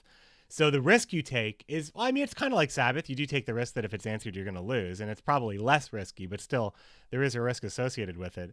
But Nithril is such a good card. You'd put it into, I feel like monsters can almost auto-include. If there's any good artifact in the game, you probably are fine playing Nithril at 5 strength that can get a bonus 4 strength just sometimes. And usually you're playing a deck that can achieve that. So there's that stuff, plus Sihil being expensive, plus only having to tech in 5 provision points.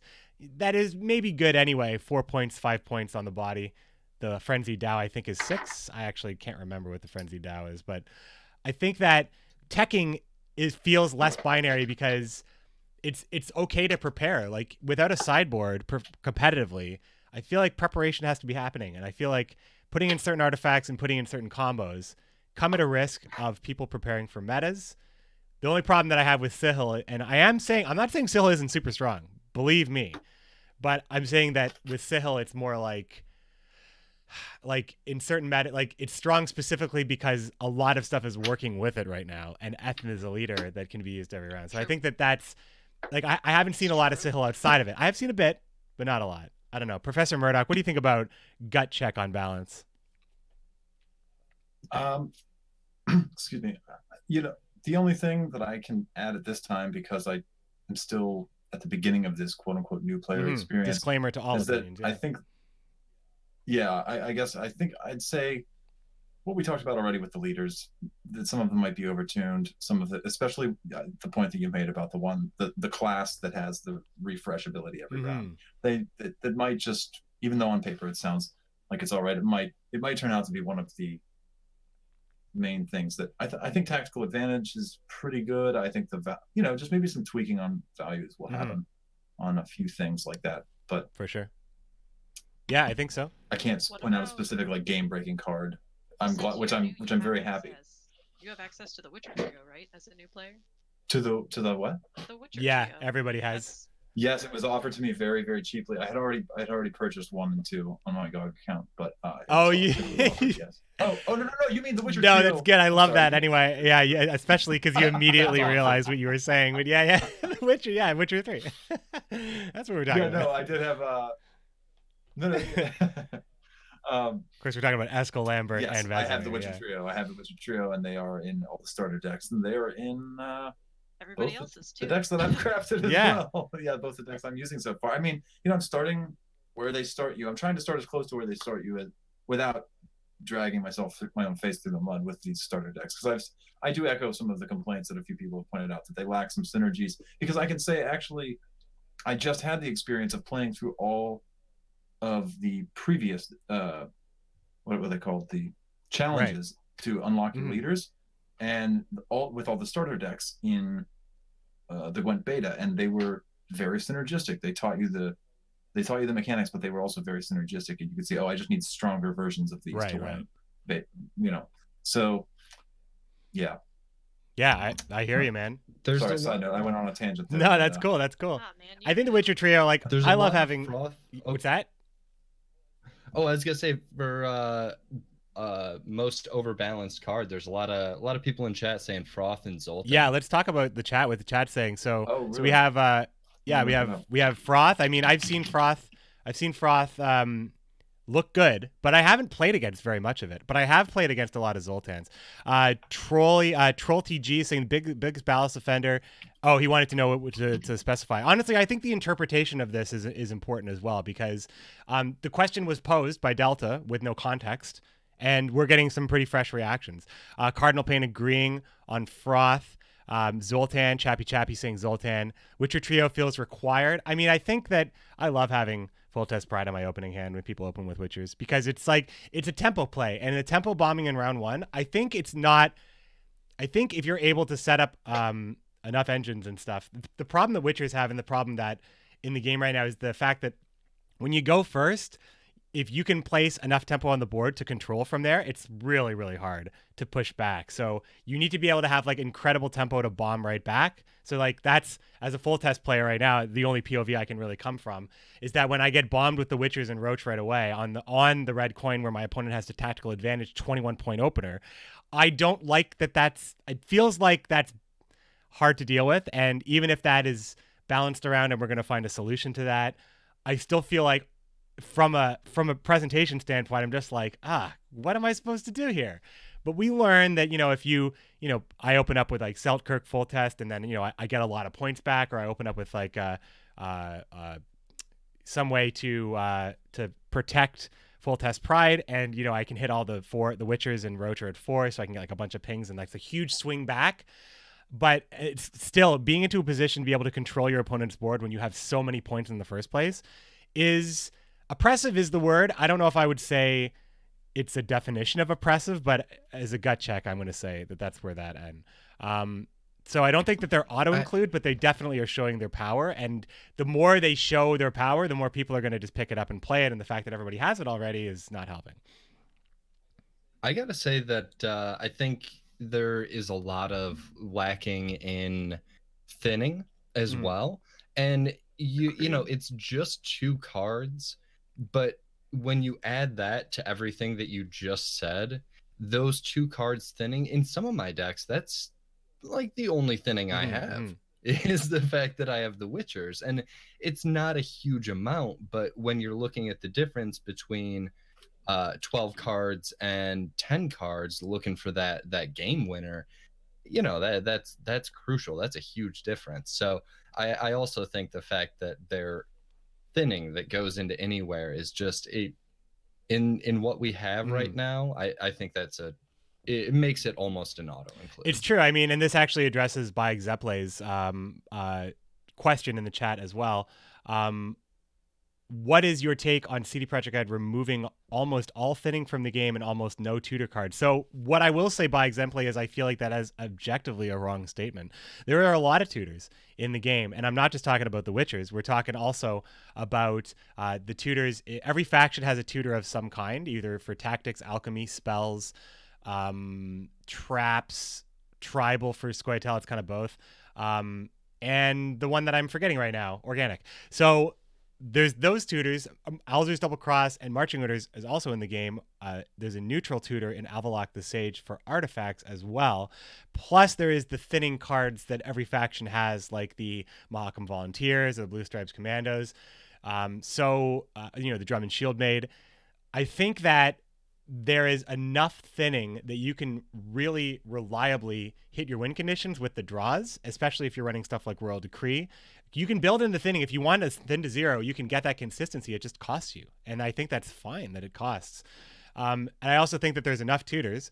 And sometimes you just don't draw a Keek Gold, but, that's Gwent, right? That's card games, right? I think that's, you can thin to 0. There's an achievement for doing it. Brand can probably do it, and Skellige can probably do it. And, with Vernon Roach, there's probably a build that you can do that as well with, like, Marching Orders and stuff. So I think that the thinning situation is fine. The consistency situation is changed with mulligans and draw, but I don't feel like it's worse. I feel like when I'm playing full test, like, the games where I don't get Visigoda is the game where I do get Anna Strenger, and she does work for me as well. So it's like you got to build in your 2 win conditions, and you have to like feel like it's going to be consistent enough. Like that's why a bronze combo core is important as well. Like being able to like get through a round on the back of your bronzes, especially if your opponent thinks that the round 2 is just a trash fest, push them around a little bit. I don't know, but I like it a lot, and I think that the tutoring is fine, and I think that the thinning is fine.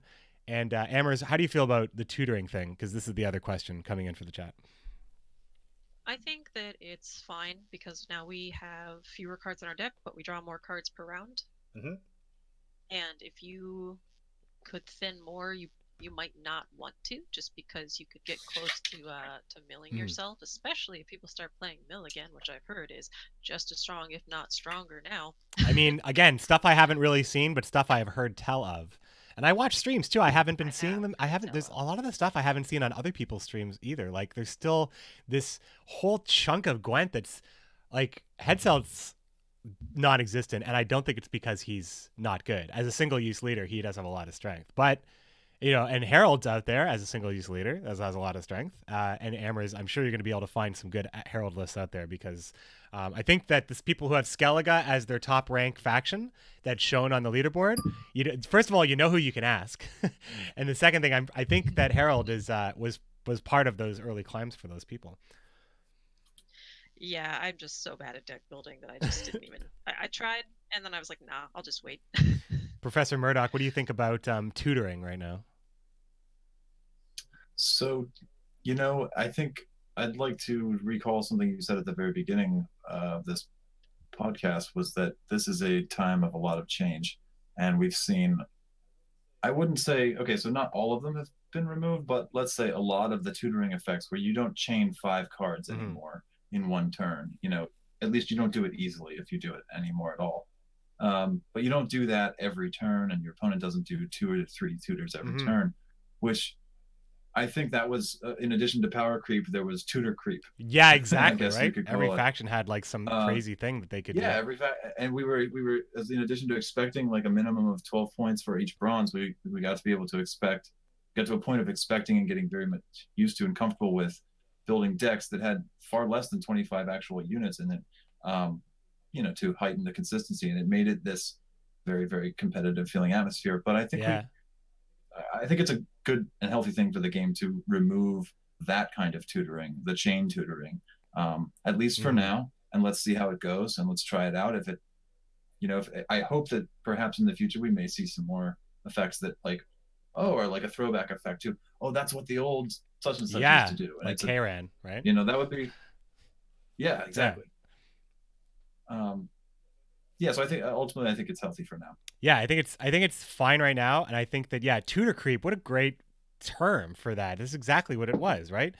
You have, I guess I didn't even think about it. Yeah, you've got your ship, and now you've got your pirate captain that pulls your ship. Okay, now you have your pirate captain that pulls your corsair that pulls your ship. Okay, now you got your restore that pulls your captain that pulls. Yeah, it's like, it's just, And I don't think that was intended. You can see, in the game by the game designers. I think it was found through loopholes, and then we all got used to those loopholes as if it was the intended game. I mean, it doesn't even seem like it's a loophole. It's just like it is exploitation. I want to point out a comment here first of all. Ryshik from CD Projekt Red, actually in the channel, saying that he personally thinks that the lack of Gwent DB is amazing and leaves the game unsolved to some extent, and people don't net deck like crazy. It's not stopping people from looking, that's for sure. But it's from a development standpoint and from a design standpoint.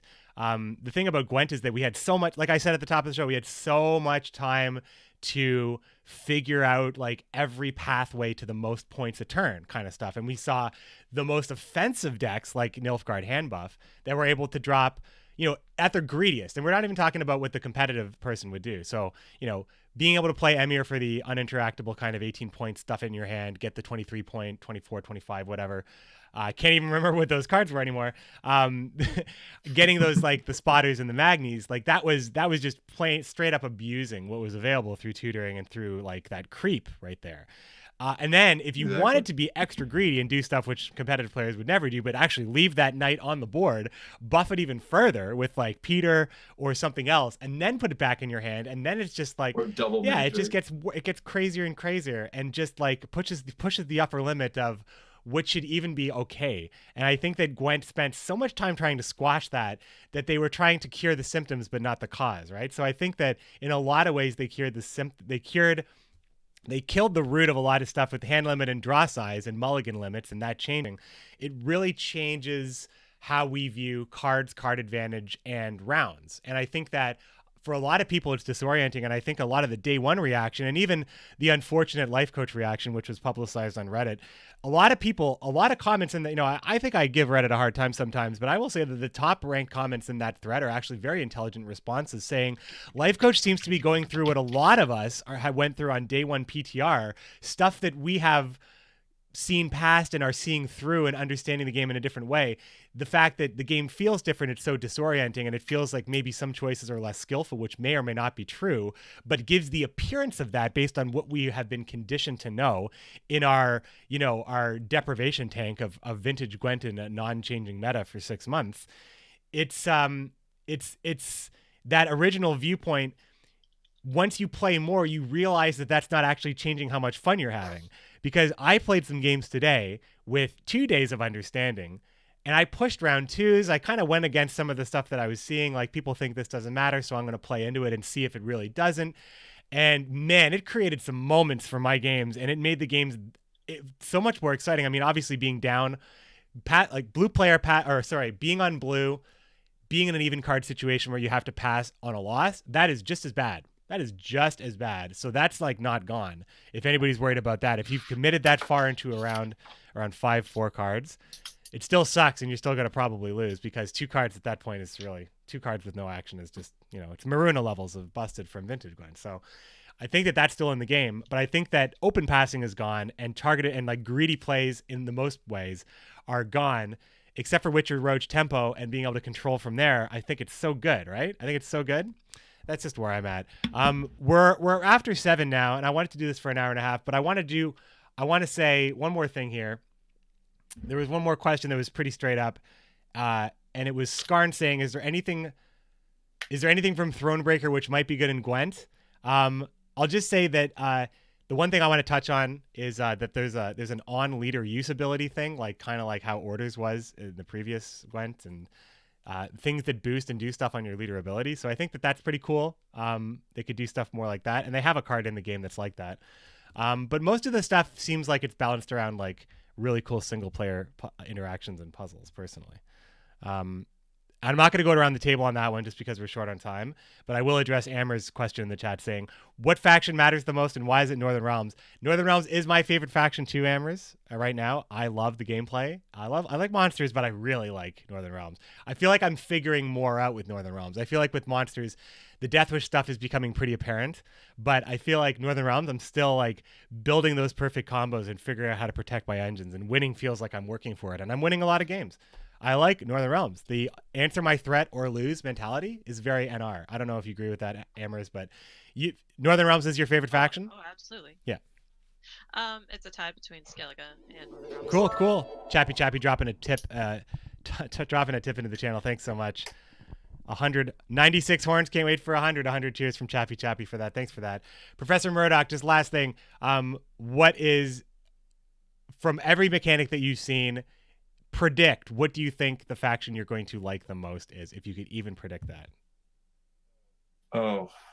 And it's okay to say you don't know. It's okay. I certainly don't know, but I would I can tell you what I'd like it. I think I might like it to be.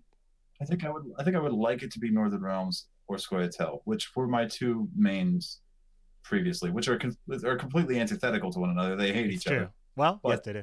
But it's fun for that reason also. Yeah, I mean, the cool thing about the factions, you can make a case for all the factions hating each other, right? I mean, Skellige seems the most kind-hearted in The Witcher 3, but they are pillaging, ravaging Vikings. They go looking for fights all over the place, right? They're pirates and stuff.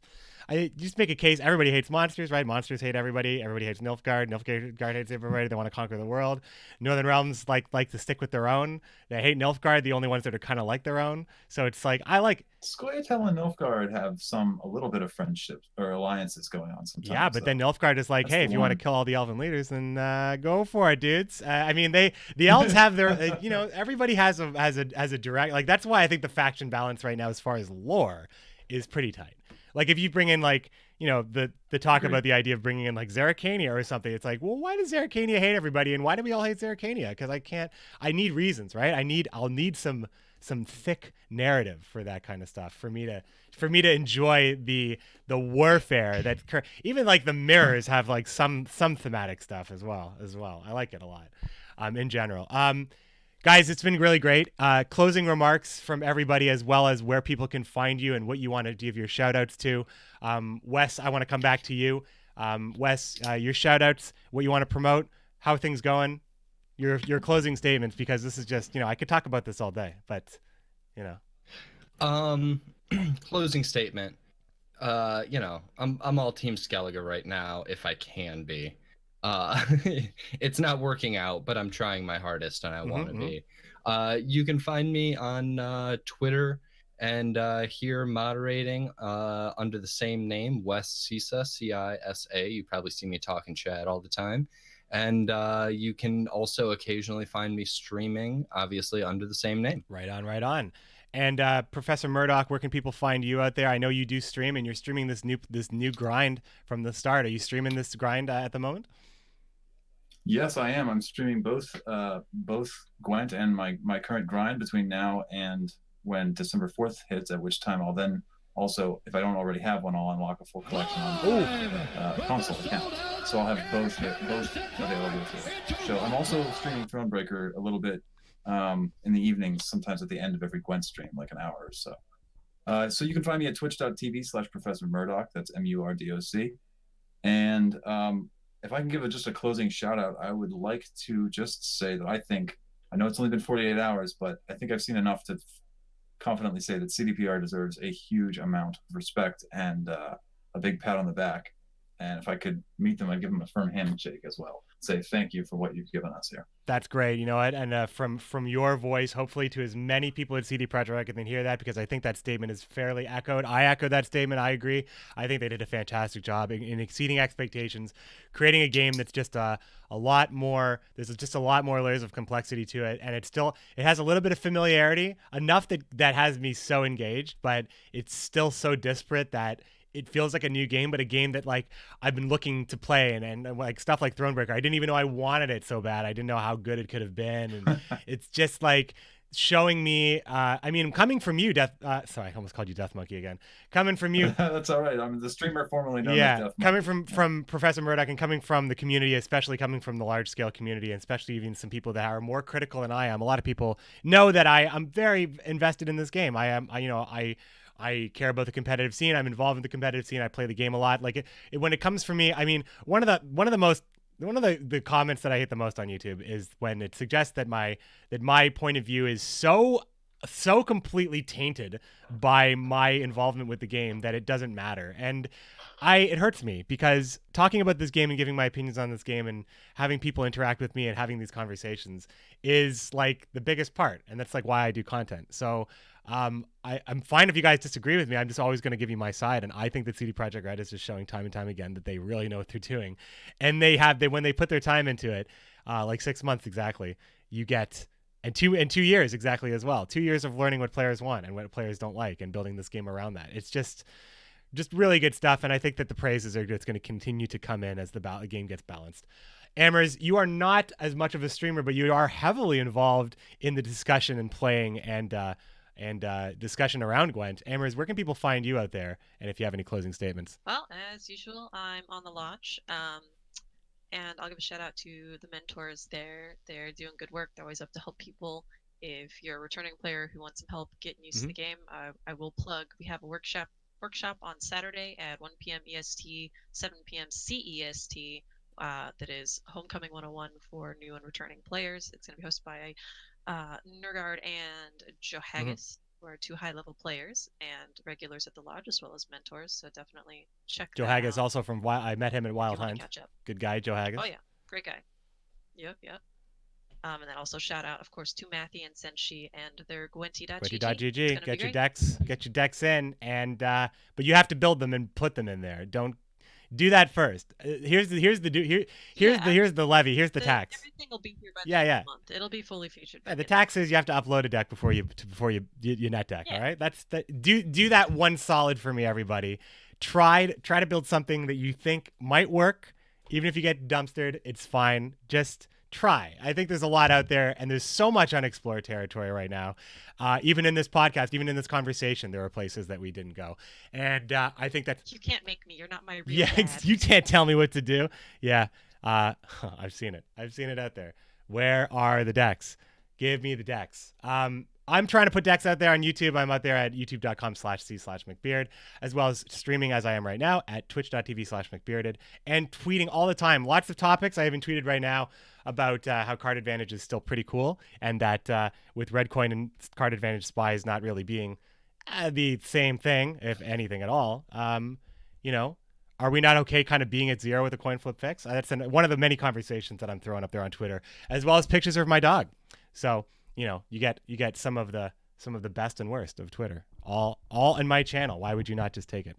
Thanks so much to the Commandos for joining. Of course, thanks for everybody on Patreon supporting us as well, and everybody in the channel who also supports me as well. Thanks so much for being part of the podcast. It's always my pleasure to chat with you guys, chat with the community, chat with the chat, do this live. We're back live every Thursday, like I said, in between 3 and 6 p.m. Eastern Standard Time on the channel.